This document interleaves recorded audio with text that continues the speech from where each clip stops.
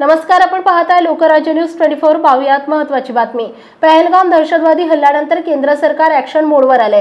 केंद्र सरकारच्या आदेशानंतर मुख्यमंत्री देवेंद्र फडणवीस यांनी सुद्धा कडक कारवाई करण्याचे निर्देश दिलेत। अशातच पुण्यातून 3 पाकिस्तानी नागरिकांना घराचा रस्ता दाखवण्यात आलाय। कोंढवा परिसरात वास्तव्यास असलेले हे 3 जण शॉर्ट टर्म व्हिसावर भारतात आले होते आणि आपल्या नातेवाईकांकडे वास्तव्यास होते। ही कारवाई पुणे पोलिसांच्या माध्यमातून करण्यात आली आहे।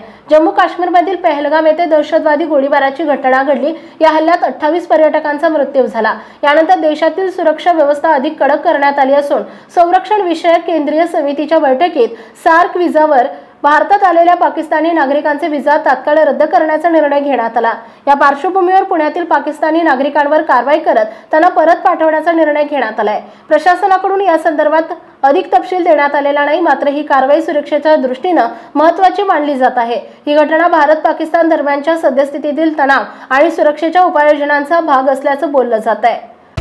महाराष्ट्रातील महत्त्वाच्या आणि ताज्या बातम्या पाहण्यासाठी आजच आमच्या लोकराज्य न्यूज 24 न्यूज चॅनलला YouTube वर सबस्क्राइब करा आणि बेल आयकॉन प्रेस करा।